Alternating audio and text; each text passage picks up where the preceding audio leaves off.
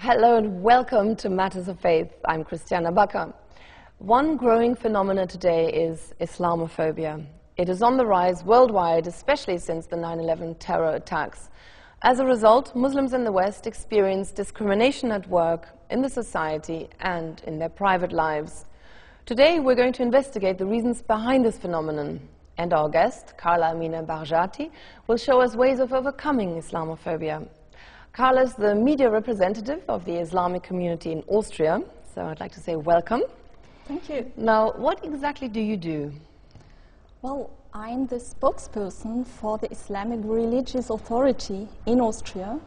In Austria, we are in a very special situation concerning the representation of Islam, because we are an acknowledged religion, acknowledged by state, and this has to do with Austria's history. We have to go back to the times when it was an empire, Austria-Hungarian Empire, and 600,000 Muslims of Bosnia-Herzegovina carried the Austrian-Hungarian citizenship. How many? 600,000. Yes. So from these times, around the beginning of the 20th century, end of 19th century, there was thinking, how can we integrate Muslim people in this empire? And so we have an Islam law dating back to the year 1912, guaranteeing Muslims in our country freedom of religion. It's a law of acknowledgement, and it includes that we can practice religion freely in public, and that the inner autonomy of our religious group is respected by the law and by officials. Is this a unique case in Europe, or are there other countries? I think it's quite unique. We have other countries with something similar, but the long history of acknowledgement is something very specific, and this is how it was possible that something like an institutionalized dialogue could come into action. Yes. So what do you do? How can we imagine your work practically? Well, practically it has to do with the media, but what I like perhaps even better is dialogue with people. For I'm very convinced that dialogue has to happen face to face as well. So we look for the grassroots level, and we have many projects engaging, for example, with schools, that we invite pupils, classes to mosques to enter dialogue, and a very open dialogue. We are not convinced about the idea just presenting Islam, but being open for questions. And these questions may raise new ideas, may trigger this project of integration. Oh, that's very good. Now, our topic is Islamophobia and how to overcome it.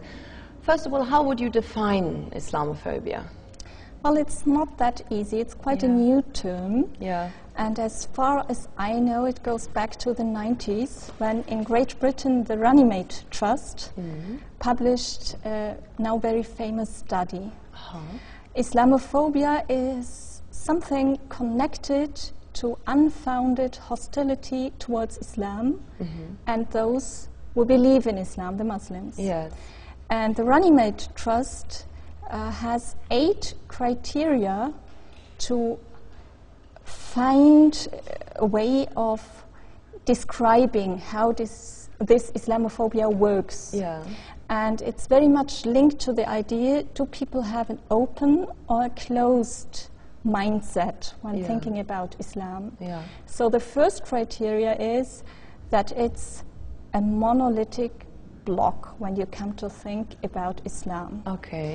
This is problematic, of course, if you put all Muslims, whether American or Turkish or Indonesian origin, in one big pot. Monolithic. This is the first thing. The second criteria, it's seen as something separate, something like the other. And this being the other means that people have the prejudice that there are no shared values, nothing in common with Islam, something strange and estranging. And this opens the next problematic issue. It's seen as something inferior, barbaric, sexist, something irrational. And as a reason seen as the enemy, something where it may be morally right to fight against Islam. And next problematic issue, Islam seen as manipulative. So Muslims as bearing a tendency that their religion helps to create ideologic thinking and political attitudes where Islam is instrumentalized. Okay, like Islamism, yes, as in Islamism. Of course, yes. And then the perspective that Muslims reject any criticism from the West. And all these 6 topics culminating in Islamophobia seen as something natural. Really? And this is why I think we really have to do something to open a very open discussion about the term and about how to overcome Islamophobia. And to me, it's very essential that we don't put any blame on people who carry Islamophobic ressentiments. For we have to make sure it's something natural. All of us carry a rucksack, so-called rucksack of prejudice, and it may happen. So talk about it, come over it. Yes, and try to dissolve them through education, and for example, because it's the fear of the other, isn't it? It's the fear of the unknown. So what you don't know, you fear. But when you understand what it's all about, suddenly you lose your fear. And hopefully, I want to ask you, how big a role does Islamism play, in the perception of people? Because I keep hearing, they want to overrun us all, they want to expand worldwide, these are the sort of fears that come in. Do you think, is that a problem, this new phenomenon of Islamism, do you think? Political Islam? I do think, of course, it plays a role, but it can play this role because of our long history where Islam, especially in Europe, was seen as the enemy, the other, and was created as an image to define Europe and its values. We had a Congress of Historians in Germany, the year 2003, where they stated that the picture, the image of Islam is now going back to the kind it was like in the end of the Middle Ages. Islam functioning as something like a projection where you can put in everything you don't want to be. And of course in Europe we face this big issue, how to create an European identity, shared identity, and it's always easier to define how we are not than to say this is what we are like. So Islam is something like a barrier, a frontier to say this is what we don't want to be like. It's surprising though, because Islam has such a historic roots in Europe. Islamic thinking and the culture and the religion inspired the Renaissance and the Enlightenment. If we think about Islamic Spain, hundreds of years, Islamic civilization flourished there. And you are absolutely right, and I think this is where we have to come in, not complaining about our situation, but finding solutions in a positive way of thinking to stress these facts, because people are neglective.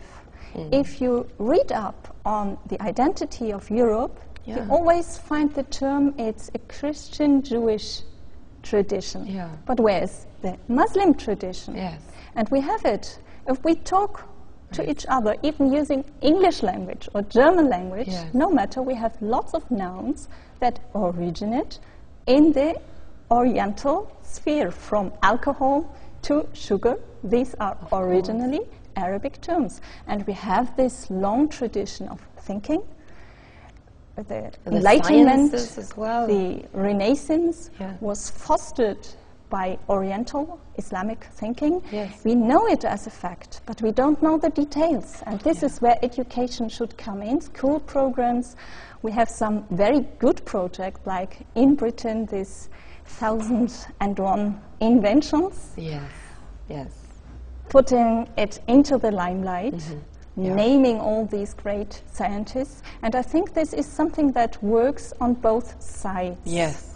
Because it's essential for Muslims as well Yeah. to create their European identity, Yes. to find people they can sympathize with and see them as role models, and Yeah. to find out, oh, these are Muslims, and they took care about being scientific, and Yes. they didn't fear any questions. Yeah. They dared to ask just anything, Yes. no barriers Yes. because of religion. Yes. It's something we need nowadays as well.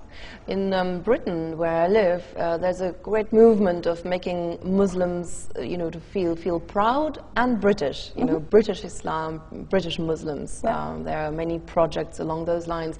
Do you have that in Austria as well? Like we Austrian Muslims, or being Absolutely. Austrian and Muslim. Absolutely, and I'm very happy that this vision of Muslims in Europe will say, I'm proud Yes. to be Muslim and European as well. Exactly. And this is normal, Yes. is coming up to be more and more normal. You mentioned the word projection, and how important is, the idea of negative projection, I suppose, for Islamophobic sentiments. I think it may help to understand how it works. First of all, isn't it something very natural that if you have something you don't know about, you ask, what do I know about things that may have something in common, and drive conclusions to the new, to the other thing. Yeah. It's normal, but sometimes these kinds of comparisons won't work. Let's take this very common statement, oh, you Muslims, you don't have age of enlightenment. You lack it. And there is a big mistake in this kind of thinking because it doesn't set the historical context of Europe and the Oriental countries. Of course. In the right light. Yeah. It's a different history. Yeah. It may be interesting to compare things, of course, but you have to take in mind, is it reasonable to compare it or not? Yeah. This is where projection comes in. Yeah. And it gets more difficult when this projection is meant to get rid about own history. Yeah.